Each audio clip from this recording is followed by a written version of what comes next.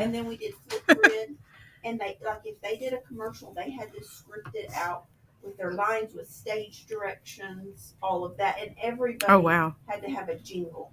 Oh, that's cool. I love it. Yeah. The parents ate it up. Oh, wow. I know PBL is new for us, kind of, and I'm still really learning, but I just feel like we have a ways to go, but I mean, I think y'all blew it out. You started. Really, it was awesome. I've been trained for PBL for the past 10 years, and I understand how the flow goes in the classroom and the product of it. And at first, it's always kind of scary. And I have to commend you all. Like, you went in there and you did it, and you executed. And the best thing is that you had a really high turnout, and the positive reactions from the parents. But the students, they're the ones that were leading the conversations in the classroom. It wasn't the parents saying, hey, what did you do? It was the kids getting excited to showcase what they were doing. And that's what PBL is about. It's not where it's the teacher did all this. It's what the students did. And y'all did very well. I mean, not well, you did awesome. Like that is what it's supposed to take, is just do it. It's going to feel scary at first, but just do it, because the kids are going to are anticipating, when's the next one? Well, the only thing, and I think I'm speaking for my whole team when I say this, I'm not. I see the value of PBL. Mm-hmm. I do. It gets them thinking, but we also have to balance it with traditional stuff, because how are we assessed? Yes. We're not assessed by create this project. We're assessed by you sit down and you do pencil. I mean, we're doing it today. Yes. You know? And it's with PBL at the first stages, that's what you always think. How am I assessing them? How am I getting the teaks in?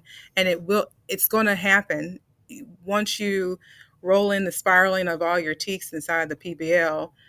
You're going to start understanding how to. For me, it was when I first did it. It was the rubrics. Like, we had a rubric assess them on exactly, did they hit the teaks that I wanted for them to learn. Right. And once they kind of get an understanding how that assessment works, you can start to use that as a guide for all the other things that you're doing. For the results they're having in the rubric, you can have that as a guide for yourself for the next one.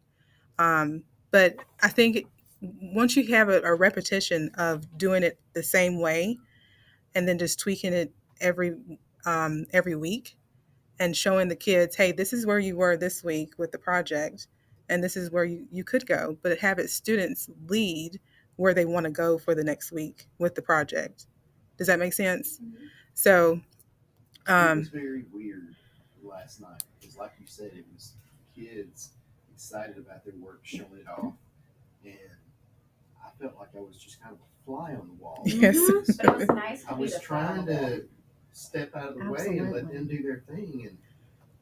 And as a parent, because my little one's in Amy's class, he was like, we don't get to go home. And I was like, nope, we don't get to go home. And I said, but you have to show me your stuff. Yeah.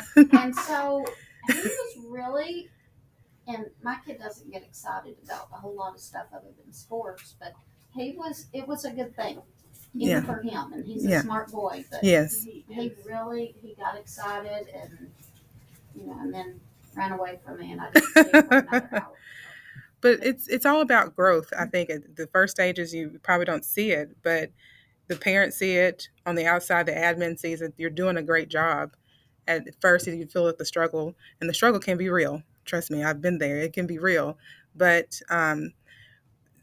what can you improve with your PBL during the class time? What can you improve from what you just did? What would you do different for the next time? I feel like this time it was rushed for the teachers, because we had to have it finished by last night. Because the first one we had the full 9 week to do it, Mhm. whereas this one we didn't. Why didn't we? I'm just curious. Well, Well, because we had to have it done. Up here, no. Oh, because the 9 weeks is not over. Right. We have 3 more. So I'm we with still you. have 3, yeah. Duh. Okay. So remember at the beginning of the year, we talked about how I was going to stretch out the whole 9 weeks. Got That you. was definitely not the case this No, time. you're right. You're right, and that's not okay. So we're learning too, and I appreciate the feedback. Well, the next time will be if you just walked in. We're not going to do a PBL showcase, but it's just a traditional open house that you'll have from January to March to do your project. That you'll have the full 9 weeks. So I Yeah. keep taking over her. No, So we tag team. That's fine. No.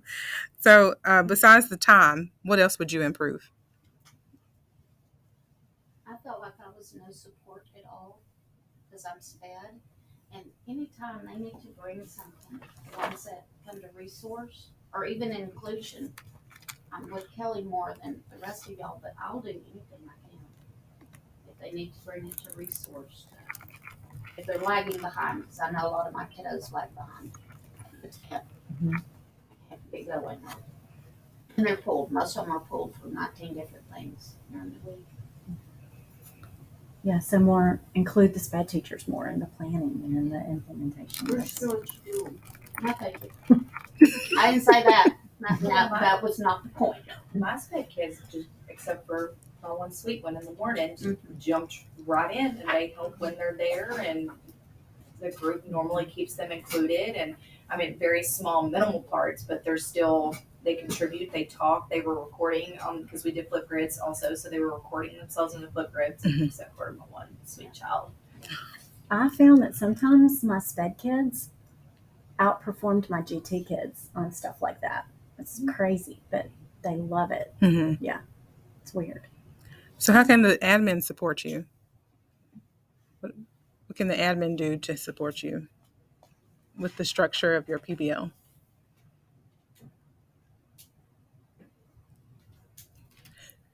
It's safe to say. Yeah, anything. I don't even know. I don't even know. I appreciated that we had this is what you're doing for your project as opposed to us coming up with the. So I know that was kind of nice. Before, no, I did. Before you came in, we talked about that, and other teams didn't like that. Oh no! Tell me what to do and I'll do it. I'm down for It that. was neat having an idea that we all did to jumpstart you. Neat. Yes. We piggybacked off the math team where we were gonna, and then they kind of switched theirs up, but like they were gonna create a recipe or a ride, and then we were gonna advertise it. And since they switched it up, then we went with just fair foods and pick one, and we'll go with it. Because we talked about rides too, but that just didn't. It was going to be too difficult. Food was made more sense. Yeah. Some set parameters would be awesome. Okay. I know other teams want the freedom. Actually, no, they don't. Oh, they don't. They want the parameters. They want to be able to pick a theme. Like some teams didn't love the carnival idea because they said it's too broad. It's and maybe the kids had not been to a carnival and they didn't relate to it. That's what I got later. But YouTube videos. Exactly. We watch always videos.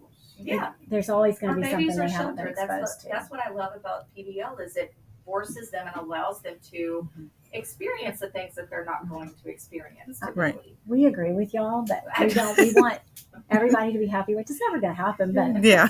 Us happy. But Adelina has a great idea to help with the parameters. Okay. So like each week, to help you with the structure, just making sure that you hit targeted things during that week, so you won't feel overwhelmed.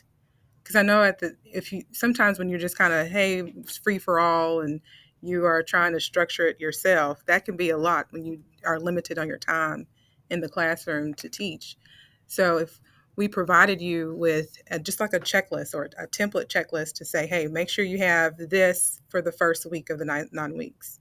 And then the next week, okay, well, making sure that you discuss with the students what they did last week so that, hey, during this week, we need to hit this, this, and that. Yeah. So that by the time the end of the 9 weeks, they can see basically their whole project is done. And you don't have to feel like, okay, I'm rushing. Okay, y'all, stop. We got to go do this. And it's not like we're going to come in and say, oh, did you hit all the parameters for week 1? It's not like that. It's just a structure for y'all to, when you're planning just to guide you, Right. right? And then you all make it fit your schedule. Exactly.